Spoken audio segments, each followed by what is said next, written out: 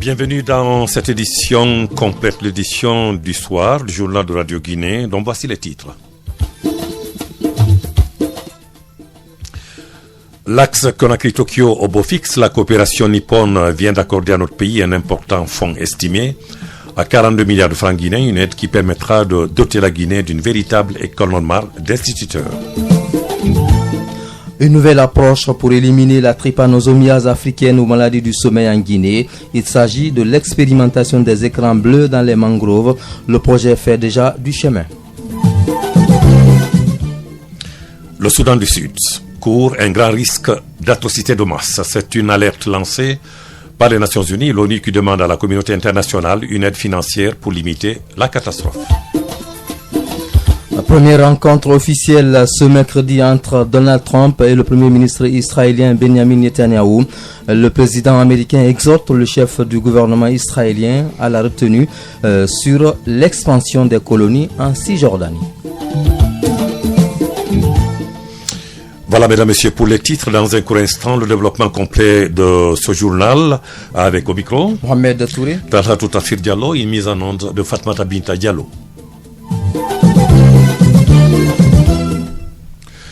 Le mouvement de grève des enseignants dans sa dernière ligne droite, c'est l'espoir que nourrissent en tout cas élèves et parents d'élèves à travers la rencontre ce soir entre le chef de l'État et les leaders syndicaux. Oui, le président Alpha Condé tente de désamorcer la crise liée à cette grève déclenchée le 6 février dernier. Les syndicats des enseignants revendiquent entre autres le maintien de leur indice salarial à l'ancien chiffre, le recrutement des contractuels non admis au concours de recrutement à la fonction publique. Nous y reviendrons avec nos confrères du bureau de presse de la présidence de la République.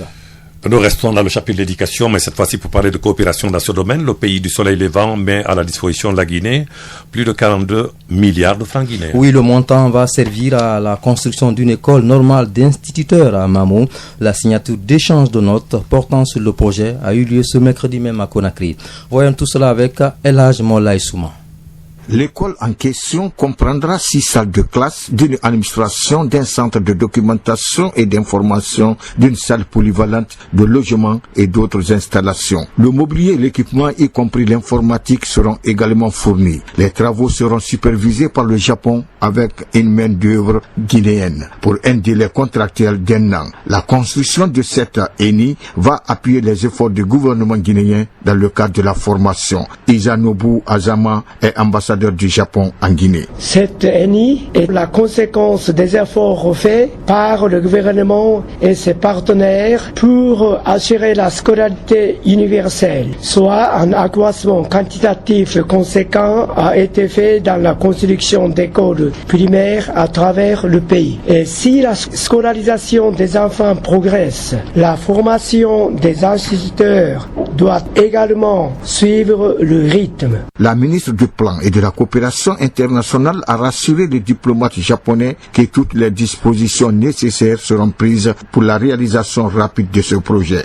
Madame Kani Diallo. En renouvelant nos sentiments de profonde gratitude et de reconnaissance du gouvernement japonais pour cette action, notre gouvernement, à travers le ministère de l'enseignement professionnel, s'engage à prendre toutes les dispositions nécessaires pour la réalisation effective de ce projet. Cette nouvelle assistance vient s'ajouter à la liste des interventions du gouvernement japonais dans les secteurs prioritaires de notre pays. Mohamed Touré, restons dans le chapitre de l'éducation, mais cette fois pour parler de la coopération entre la Guinée et la Finlande qui décide justement d'échanger des expériences en matière de formation des formateurs. Oui, les deux parties ont signé aujourd'hui même un accord dans ce sens. Le projet est piloté par le ministère de l'Enseignement supérieur. Adama Mohamed Keïta. Par cet accord, la Guinée et la Finlande décident d'échanger leurs expériences en matière d'enseignement. La Finlande promet d'apporter son expertise dans la formation des formateurs. C'est l'Institut supérieur des sciences et de l'éducation de Guinée, ISEG de Lambagny, qui va abriter le projet de formation des formateurs. À travers ce partenariat, les Finlandais comptent corriger les faiblesses du système éducatif guinéen. Dr Marcus Holm a signé l'accord au nom de la Finlande.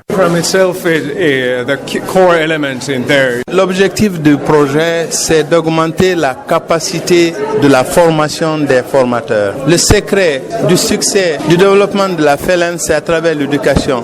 Et l'éducation à travers la formation des formateurs. The best trainers to train further. L'initiative de ce partenariat a été pilotée par les députés Sekou Bena Kamara et Vayanga Kondé. Le directeur général de l'ISEG de Lambagny, Dr Mohamed Lamine Bayo, lui a expliqué le rôle important que l'ISEG joue dans l'amélioration de la qualité de l'école guinéenne. Pour Madame Djenebou Kamara, chef de cabinet du ministère de l'Enseignement supérieur et de la Recherche scientifique, cet accord est une opportunité à saisir. Il n'est un secret pour personne que l'éducation est le pilier du développement de notre pays et de notre continent en général. Donc de ce fait, des efforts considérables doivent en témoigner. Cela veut dire qu'il faut mettre en place un système où l'enseignant soit au cœur même de cette politique. Pour les deux parties, cet accord guinéo-finlandais devrait favoriser la qualification du niveau de l'école guinéenne à travers la performance des formateurs. Le Premier ministre guinéen a reçu hier le président du Lions Club International. Oui, le président Bob Cornway est venu prendre part à une réunion du Lions Club à Conakry. Je vous propose de l'écouter. I am here today to speak with right here in Guinea and Je suis venu pour parler avec le Premier ministre du travail que fait les Lions ici en Guinée et ainsi que le travail que fait les Lions partout dans le monde. L'association de Lions est considérée comme l'association la plus large de services sociaux partout dans le monde. Notre but enfin c'est de rendre les communautés meilleures. Les Lions ont désir de donner de leur temps et de leur argent pour aider les enfants. Ces enfants auront l'occasion d'apprendre et d'avoir une meilleure éducation. Les Lions de France, travaillant et en collaboration avec les Lions de Guinée, ils travaillaient ensemble pour faire une grande donation qui est considérée pour $100 000 en forme de matériaux médicaux qui seront donnés au hôpital ici en Guinée. Et puis le Premier ministre guinéen a réaffirmé le soutien du gouvernement au Lions Club, une organisation qui pose des actes en Guinée.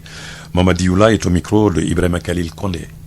Nous apprécions la coopération, la collaboration et le travail que fait le Lions ici en Guinée. Nous pouvons vous assurer que le gouvernement de Guinée et les Guinéens apprécient le travail qui est fait, que ce soit dans le domaine de la santé, les différentes initiatives qui sont portées par votre organisation. Nous apprécions ce travail et nous sommes heureux de vous avoir pour le travail de qualité que vous faites. Je voudrais vous assurer au nom du gouvernement et du chef de l'État pour vous dire que le gouvernement de Guinée se tient à votre disposition pour renforcer cette coopération, cette collaboration, pour améliorer le service que vous faites au bénéfice de nos populations, au bénéfice des Guinéens. Et cela, dans toute la mesure du possible, le gouvernement se tiendra à votre disposition pour vous accompagner et renforcer la collaboration qui existe déjà, notamment dans le domaine de la santé où il existe un travail remarquable qui est fait par les Lions de Guinée.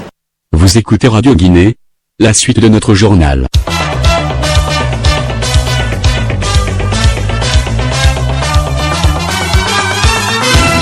Le comité de pilotage de la plateforme publique-privée sera bientôt opérationnel en Guinée. Les membres du secteur public se sont retrouvés ce mercredi à Conakry. Objectif, réfléchir sur les mécanismes de fonctionnement du comité. 19 départements ministériels et secteurs techniques étaient présents à cette rencontre. Bangali Kondé. L'amélioration du climat des affaires dans un pays nécessite la conciliation entre le secteur public et privé. C'est dans cette optique que le gouvernement guinéen, en collaboration avec les partenaires techniques et financiers comme la Banque mondiale, veut mettre en place un comité de pilotage dénommé Guinée Business Forum. La mise en place de ce comité obéit à des préalables. Boubacar Bari, ministre de l'Industrie, des petites et moyennes entreprises et de la promotion du secteur privé. Aujourd'hui, nous rencontrons l'ensemble des cadres désignés par les différentes structures de l'administration concertation pour former ce qu'on appelle le comité public de réforme. Nous allons avoir le même type de comité avec le secteur privé autour de la plateforme de concertation du secteur privé. Nous allons avoir des représentants de la société civile, des représentants des universités et l'ensemble de ces représentants vont constituer une équipe de réflexion, de discussion et d'orientation, également de conseil auprès du gouvernement pour conduire les réformes indispensables à l'amélioration du climat des affaires, au développement du secteur privé. Le comité du secteur privé, composé de 19 départements ministériels, a une séance de travail au ministère de l'Industrie. Le représentant de la Banque mondiale en Guinée félicite les avancées dans l'exécution de ce projet. Rachid Badji. La banque soutient ce processus depuis 2 ans. Nous sommes heureux que finalement le comité est mis en place. Je voulais clarifier que les indicateurs des réformes ont été retenus avec le groupe de la banque. Mais c'est des propositions d'abord partie guinéenne. Et ça permet qu'on puisse aider à comparer les leviers et les progrès qui sont faits par la Guinée par rapport à d'autres pays. Selon le secrétaire permanent de la plateforme publique-privée, les autres comités comme le secteur privé et la société civile vont bientôt se retrouver dans le but de mettre en place le comité de pilotage. L'axe Bonfi-Madina-Constantin est dans un état critique. Des ordures déversées le long des caniveaux assombrit l'image du patrimoine urbain de la capitale. Pendant ce temps-là, les travaux se poursuivent sur la corniche sud à pas de caméléon. Les populations sont à la merci de la poussière dans ces endroits. Le constat de notre reporter Moussa Kouyaté. L'axe Bonfi-Madina-Constantin ne ressemble pas par endroit à une route d'une capitale. Au marché des bois de Bonfi, par exemple, la poussière dicte sa loi. À cela s'ajoutent des ordures déversées le long des caniveaux, comme d'ailleurs en face de la mairie de Matam, où des ordures puisées des caniveaux sont abandonnées à elles-mêmes au passage de notre équipe de reportage. 7 camions poubelles étaient stationnés dans l'enceinte de la mairie. Au carrefour Kadaka, toujours sur la route du Niger, c'est le même constat. Les citoyens utilisent des couvre-nez pour éviter la poussière. Adama Kourouma gère son petit commerce dans ce carrefour. L'environnement souffre actuellement parce qu'il y a un problème d'aspiration. Tout le monde est souffrant actuellement. Nous, on a perdu tous nos marchés parce que quand il y a la poussière, les clients ne vont pas s'arrêter. On a perdu pratiquement nos affaires. Ils sont venus avec la machine, mais après, ils ont reparti. Donc, on n'a pas d'espoir maintenant. Maintenant, on n'a plus confiance parce que du fait qu'ils sont venus, le président même est venu, mais on ne sait pas quand est-ce maintenant le poussière va terminer. Autre constat sur la corniche sud du lycée 1er mars, ancien lycée Matam, au cimetière de Madina, les travaux de reconstruction avancent à pas de caméléon. Des topographes et des techniciens du TP s'activent dans la poussière. Interrogés, aucun travailleur ne s'est exprimé à notre micro et les citoyens interrogés se disent désespérés. En tout cas, sur ces endroits visités, les populations sollicitent davantage l'implication de l'État pour l'achèvement des travaux. Le diabète, une maladie chronique qui se propage à Guinée à un rythme effrayant. Oui, c'est du moins ce qui ressort des cas de consultation et de dépistage actuellement par les services compétents. Plus grave, plus de 75% des malades de diabète ne se connaissent diabétiques. Le constat est fait par le chef de service diabétologie de l'hôpital national d'Onka. Professeur Nabi Moussa Baldé sera notre invité en fin de journal. Restons dans la rubrique santé Mohamed Touré, ou avec la Guinée qui entend éradiquer la trépanosomiase humaine africaine en se donnant évidemment les nouveaux moyens de sa politique sanitaire. Après plusieurs tentatives, le programme national de lutte contre la maladie du sommeil explore une nouvelle approche de l'installation des écrans bleus dans les mangroves. Des experts étaient sur le terrain pour mesurer l'efficacité de ces écrans bleus. Ali Moussoiré. Malgré les efforts fournis dans la lutte contre la trypanosomiase humaine africaine, la Guinée n'est pas encore parvenue à baisser le nombre de personnes infectées. C'est pourquoi le programme national de lutte contre la trypanosomiase humaine africaine utilise une nouvelle approche, celle d'installer des écrans bleus dans la mangrove. Moïse Kabadouno est entomologiste. Cet écran bleu fonctionne selon un principe. Il y a 2 couleurs.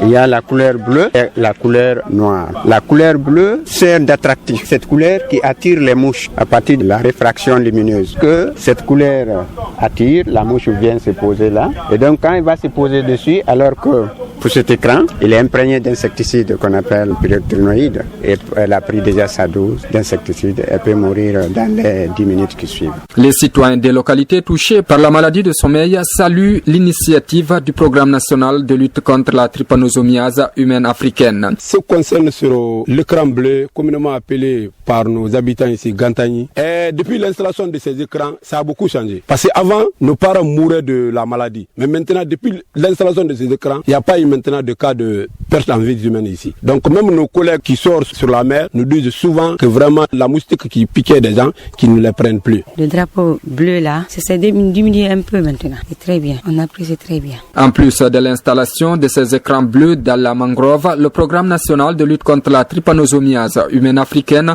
a lancé cette année le projet Trypano qui vise à éliminer la maladie en Guinée d'ici à 2020. Vous suivez Radio Guinée dans sa deuxième édition complète à Kankalabé, à Katougouma et à Kanfrandin dans l'ancien cercle Victoria. Dans un court instant, la page Afrique internationale de cette édition. Vous écoutez Radio Guinée, la suite de notre journal.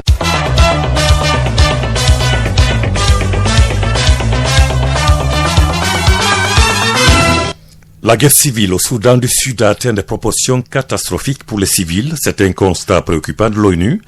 Les milices armées qui se sont invitées dans ce conflit sont devenues incontrôlables selon un rapport des Nations Unies. Oui, d'après les Nations Unies, plus de 7 millions de personnes vivent dans le désespoir de ne jamais obtenir une aide humanitaire conséquente. L'ONU en appelle d'urgence à l'aide financière internationale. À l'image de la Sierra Leone, une justice spéciale est en train d'être mise en place en Centrafrique pour instruire les dossiers relatifs aux crimes de guerre et les crimes contre l'humanité qui a connu un pays ruiné par la guerre civile. Le procureur spécial de la Cour pénale, le procureur spécial donc de la Cour pénale spéciale en Centrafrique a été officiellement nommé ce mercredi 15 février. Toussaint Muntazanizé Mukiampa, c'est son nom, c'est un magistrat de la République démocratique du Congo. De l'autre côté du fleuve Congo, au Congo-Brazzaville précisément, Mohamed Touré, les troubles qui ont lieu dans la région de Poul depuis quelques mois commencent à affecter le quotidien des habitants de la capitale Brazzaville. En effet, le trafic ferroviaire entre le port de Pointe-Noire et la capitale Brazzaville est inopérationnel depuis 3 mois maintenant. Les autorités congolaises attribuent ces troubles aux bandits armés qui auraient fait sauter 2 ponts du chemin de fer qui relie les 2 villes. Direction l'Hexagone, le gouvernement français renforce son dispositif sécuritaire dans la lutte antiterroriste. Le démantèlement des réseaux terroristes se poursuit sans répit. Dernier cas en date, 3 personnes arrêtées la semaine dernière, non loin de Montpellier. Ces 3 présumés terroristes ont été inculpés hier mardi pour association de malfaiteurs en relation avec une entreprise terroriste. Ils se préparaient donc à commettre des attentats en France. Mohamed Touré restons en France pour noter qu'à quelques 3 mois de l'élection présidentielle, Emmanuel Macron gagne la bataille de l'image contre François Fillon et Marine Le Pen. Oui, en effet, selon un sondage BFM TV, donc, la personnalité d'Emmanuel Macron est jugée avec bienveillance, alors que l'image de François Fillon est très affectée par des polémiques. Enfin, le Parlement européen a fini par voter le traité de libre-échange avec le Canada. C'est précisément ce mercredi 15 février que les députés européens ont donné leur accord pour le libre-échange avec le Canada. Cet accord de libre-échange avait fait l'objet d'une vive contestation, notamment au niveau des associations de défense de l'environnement, des consommateurs et de quelques formations politiques de gauche et d'extrême droite. Le Premier ministre israélien effectue sa première visite officielle ce mercredi aux États-Unis. Toile de fond de cette visite, le renforcement de la coopération et le processus de paix israélo-palestinien au point mort depuis la dernière initiative infructueuse de John Kerry sous l'administration Barack Obama. Avant cette rencontre qui vient juste d'avoir lieu à la Maison Blanche, d'autres rumeurs liées à une déclaration d'un responsable suscitaient encore quelques doutes sur la position officielle de la Maison Blanche quant au principe de la paix à 2 États. Décidément, le président Trump n'en finit pas de déconstruire l'arsenal administratif et juridique de son prédécesseur à la Maison-Blanche. Il vient d'abroger une règle anticorruption dans le secteur énergétique aux États-Unis. Oui, il faut rappeler que cette règle anticorruption obligeait les compagnies minières et pétrolières américaines à publier dans leur rapport annuel l'argent versé aux États-Unis. Elles en sont désormais dispensées. Et puis, peut-on s'attendre à un autre départ autour du cercle très fermé des conseillers de Trump? Difficile de le savoir, mais selon certaines sources, les jours d'une certaine Kellyanne Conway seraient comptés. Elle est l'une des conseillères spéciales de Donald Trump. Le détracteur de la nouvelle équipe, la Maison-Blanche, reproche à cette autre conseillère d'exceller entre gaffes et manquements à l'éthique. Pendant ce temps, Mohamed Touré, le patron du Pentagone, James Mattis, cherche à rassurer les partenaires de l'OTAN. On se rappelle que le nouveau locataire de la Maison-Blanche avait jugé l'alliance obsolète. Oui, James Mattis a affirmé ce mercredi que l'alliance restait un socle fondamental pour Washington. Cependant, il est revenu sur le faible niveau de participation financière des alliés. Damas, c'est au Proche-Orient, la capitale de la Syrie, un peu plus à l'abri des combats qui font rage dans le pays, mais ses habitants sont confrontés aux conséquences économiques de la guerre. Il s'agit des pénuries sévères d'eau et d'électricité. Pendant ce temps-là, on donne une nouvelle chance au dialogue intersyrien. Des nouveaux pourparlers sont prévus ce jeudi à Astana. Ils seront suivis d'une autre rencontre, cette fois intersyrienne, à Genève, en Suisse, la semaine prochaine. La police malaisienne, dans une véritable course-poursuite contre les présumés assassins du demi-frère du président nord-coréen Kim Jong-un. Ce mercredi, la police malaisienne a déjà procédé à l'arrestation d'une femme. Elle portait sur elle un passeport vietnamien. D'autres suspects sont également recherchés. Mohamed Touré, nous allons partir dans l'espace. La conquête de l'espace n'est plus le domaine réservé des superpuissances. Les puissances émergentes entendent se faire désormais une place dans le domaine spatial. Oui, en effet, c'est l'Inde qui vient d'en donner la preuve avec le lancement ce mercredi de 104 satellites en orbite dans une même fusée, un record dans le domaine spatial. Nous allons attaquer la page sportive de cette édition. La famille sportive est encore en deuil suite au décès du footballeur très célèbre Momo Wandel Souma. Oui, parents, amis et alliés lui ont rendu un dernier hommage au stade du 28 septembre aujourd'hui. Il a été inhumé cet après-midi au cimetière de Cameroun. Daoudaba. Professeur Nabi Moussa Baldé, bonsoir. Bonsoir, monsieur. C'est quoi? Cette dépouille mortelle a attristé la famille sportive guinéenne au gymnase du stade du 28 septembre. Momo Wandel Souma, ancien sociétaire du Sili de Guinée, est décédé des suites d'un arrêt cardiaque à Conakry. Âgé de 43 ans, Momo Wandel Souma laisse derrière lui une veuve et 4 enfants. Écoutez successivement Aboubakar Titi Kamara, coéquipier de Momo Wandel, et Mustapha Naïté, représentant du gouvernement guinéen. J'ai vécu avec Marco presque tous les jours, pendant 3 ans, pour préparer l'avenir des enfants de l'académie. Marco était le courageux, même il était un ami fidèle, fidèle parmi les fidèles. Momo Wandel, sur le terrain, était un lion, un homme puissant. Mais dans la vie courante, ceux qui se frottaient à lui, comme moi-même, connaissaient comme un homme doux. Je voudrais, au nom du président de la République, professeur Alpha Condé, au nom du chef du gouvernement, M. Mamadi Youla, présenter ici les sincères condoléances du gouvernement, les sincères condoléances du peuple de Guinée à la famille déplorée. Ce fervent attaquant a fait parler de lui, tout feu, tout flamme, en Guinée et sur le continent. La mort est le couronnement de la vie et elle n'est que la permission d'une autre vie. Repose en paix au pays de tes ancêtres sous les pieds des baobabs du royaume du silence. Amen. Paix à l'âme de ce footballeur qui fut célèbre, Momo Wandel, de la page funèbre. Nous venons à l'actualité sportive de la soirée. Deuxième soirée foot européen ce mercredi après les 2 rencontres allées d'hier mardi avec une large victoire du PSG sur le FC Barcelone au Parc des Princes. Mohamed Touré, le Real Madrid en découle maintenant là avec Naples à Bernabeu. Au même moment, le Bayern Munich reçoit le Gunners d'Arsenal à l'Olympique Arena. C'était un carton. Alors, nous allons amarcher directement avec notre rubrique invitée. Pour la rubrique invitée de ce journal, nous recevons aujourd'hui le chef du service diabétologie de l'hôpital national. Oui, avec le professeur Nabi Moussa Baldé, nous parlons du diabète qui gagne du terrain en Guinée. Aucune couche n'est désormais épargnée. Il est surtout question des conditions de prise en charge des malades. Professeur Nabi Moussa Baldé est interrogé par vous à Marakamara.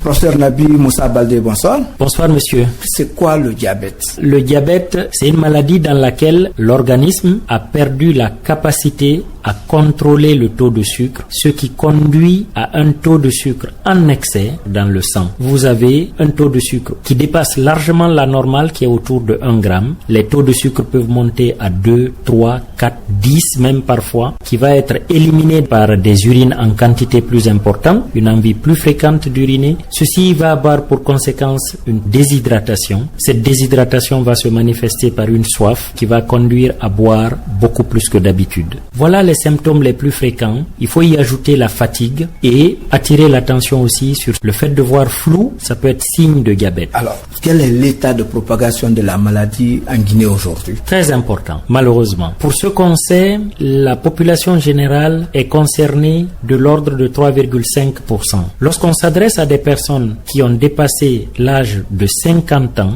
c'est 10% de la population. C'est énorme. Et ce qui est inquiétant, c'est que ce diabète progresse à tous les âges, autant chez les adultes que chez les enfants, malheureusement. Notre enfant diabétique le plus jeune a quelques mois. Et 75% de nos compatriotes qui sont diabétiques ignorent qu'ils sont diabétiques. Mais docteur, depuis quelque temps, vous faites des manifestations. Est-ce que les gens viennent de plus en plus se dépister? Je ne sais pas si les gens viennent plus souvent se dépister. Je ne sais pas mesurer cela. Ce que je sais, c'est que à chaque fois qu'on a des dépistages gratuits, le nombre de patients que nous devons prendre en charge devient plus important. Quoi qu'il en soit, nous devons absolument maintenir ces manifestations-là et les amplifier. Oui, mais vous continuez à répéter ces appels. Est-ce que le gouvernement réfléchit à cela, peut-être pour penser à la mise en place d'un programme national de lutte contre le diabète qui gagne du terrain? Merci de me tendre la perche. Le programme, il existe. Et ce programme diabète a été fusionné avec d'autres programmes pour faire le programme maladies non transmissibles qui comprend à la fois le diabète, l'hypertension, les maladies cardiovasculaires et les cancers. J'ai l'honneur de coordonner ce programme-là. Ce programme, il existe depuis 2010. Nous avons un plan stratégique que malheureusement nous n'avons pas pu exécuter à la hauteur des ambitions du programme, faute de ressources, d'abord des ressources humaines, mais également de ressources financières et matérielles. À cette occasion d'ailleurs, puisque vous m'en donnez l'occasion, je voudrais dire que cette prise de conscience devient de plus en plus importante parce que le ministère de la Santé organise des réunions de haut niveau, plusieurs départements ministériels, le système des Nations Unies, notamment l'Organisation mondiale de la santé, l'UNICEF, le FUNUAP, l'UNDP. Toutes ces agences ont pris des engagements au niveau mondial pour intégrer dans leur plan stratégique des activités de prévention des maladies non transmissibles,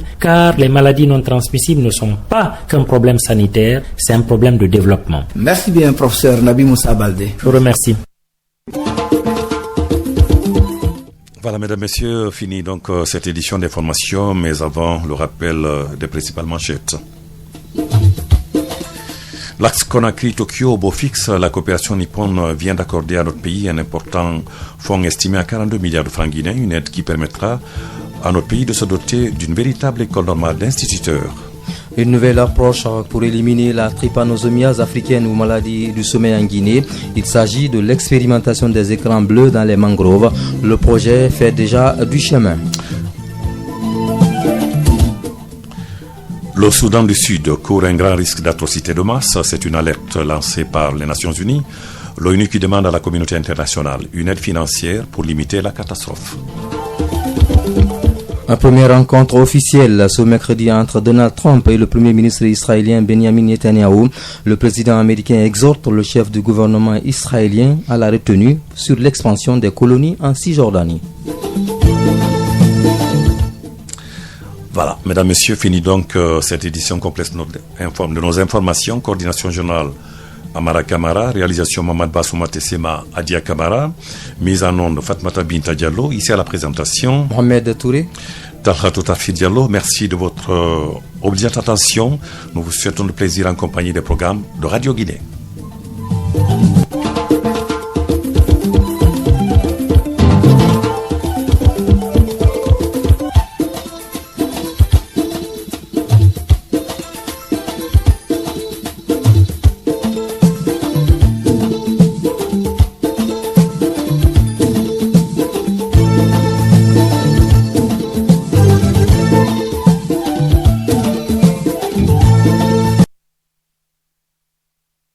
Radio Guinée, 88.5 FM.